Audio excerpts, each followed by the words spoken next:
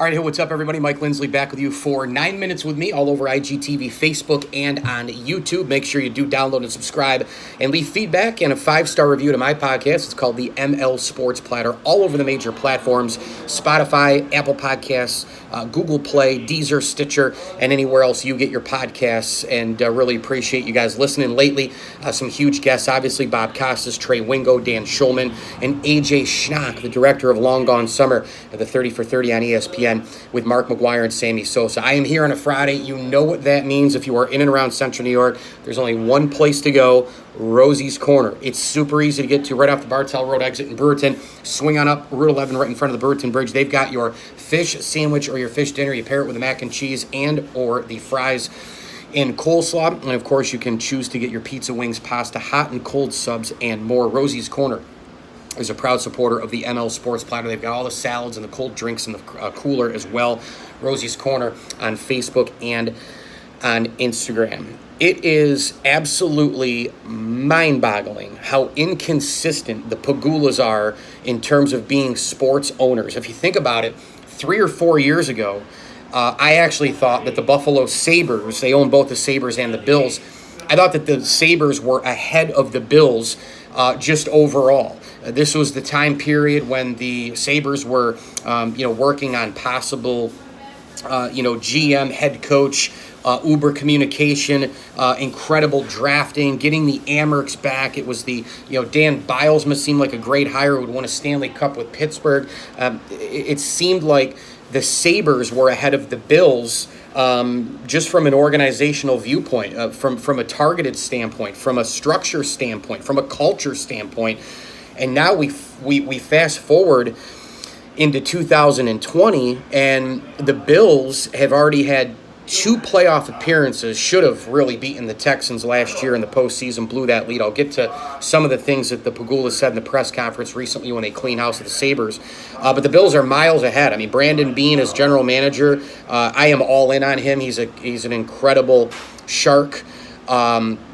I also think that McDermott, while there is a little bit of time left to see kind of what the status is of him as a head coach, a little conservative for my liking in a few things that he does, game calling, game managing, etc. Not really all in on all of that yet. But Brandon Beane as a general manager, I'm totally all in. But the structure and the philosophies and the way the Bills have drafted, the ideas, the vision, and also the Pegulas from a resource standpoint have completely and utterly put a facelift on the Bills. There's been talk about a brand new stadium, whether that goes downtown or in Orchard Park. Those conversations are incredibly heavy as opposed to before when they didn't even exist. At least the wheels are in motion. Add to that, the Brandon Beane basically has a funded private charter plane wherever he wants to go in the country. If you remember a couple of years ago, he and Matt Fairburn, he let Matt Fairburn from The Athletic in on his scouting trip to multiple places, the Senior Bowl, etc. down south.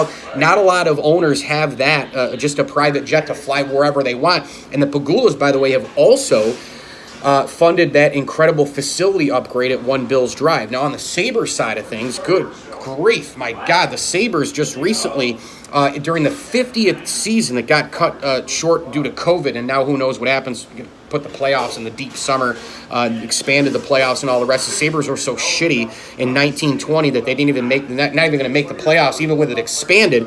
But what I was getting to was the 50th year of Sabres hockey. Right? The blue and gold, the tradition, one of the proud franchises, even though they haven't won a Stanley Cup, one of the great hockey towns in America. The Pegulas got the back of jerseys wrong with spelling. The names were wrong. Multiple names were wrong. The arena's seats are crumbling. They don't finance anything with the Buffalo Sabres. They've completely turned a blind eye to that franchise and pilgrimaged all the money, all the finances, all the resources over to the Buffalo Bills. It is absolutely mind-boggling how inconsistent they are. Now, I know a lot of people might be thinking out there, if you don't understand hockey, you probably don't like hockey, or you don't know hockey. Like what you like, you do you. We all like what we like. That's fine. But I'm here to tell you that Buffalo loves hockey. Okay, if you look at the ratings in the Stanley Cup playoffs, and the Sabres are out of the playoffs, which they have been every year since 2011, bravo there too, the Pegula tandem. they're huge into the ratings. Usually it's the main markets. If it's, let's say, a Pittsburgh and in Anaheim, they're usually at the top of the heap, and from there it's Buffalo. It's Buffalo, St. Louis. Some of the Canadian markets up there as well. If you were to add all of North America, but as far as U.S. cities, Buffalo's right there in the overall.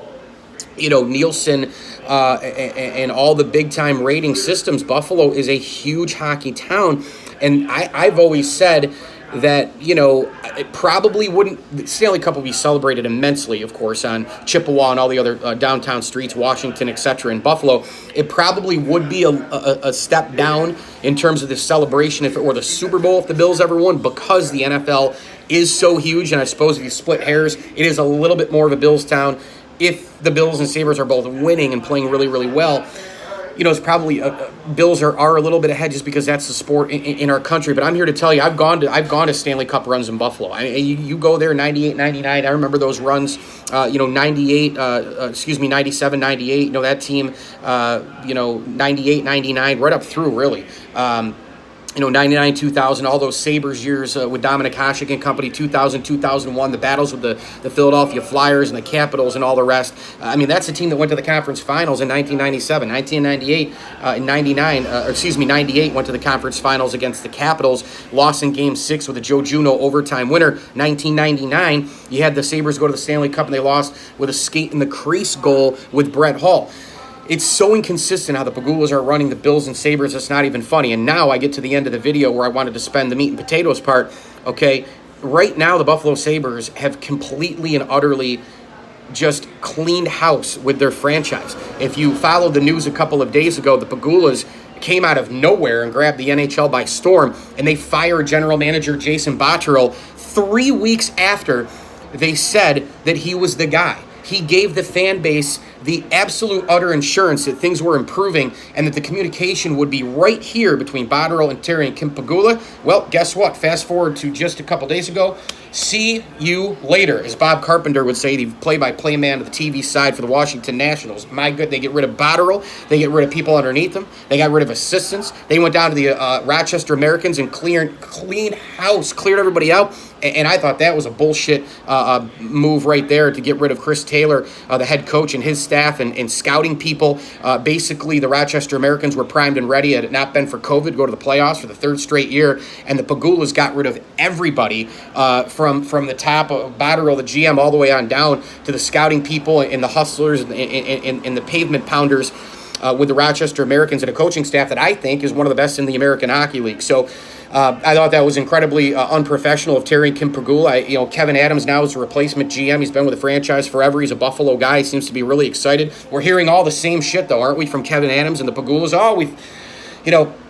We got to get this right. We want to win a Stanley Cup. The communication's going to be better. Kevin Adams, there's nobody better and more Buffalo than this guy. Kevin Adams, it's a dream come through. I've got tears in my eyes talking about what it means to be the GM of this team and love the town. I love the fans. Listen, cut the bullshit. Go win games. You haven't made the playoffs since 2011. It's mind-boggling how inconsistent the Pegulas are between the Bills and the Sabres, how they look at things, the philosophy. And what bothered me in the press conference, Terry and Pegula, they said, seriously, point blank, well, we figured out the football team.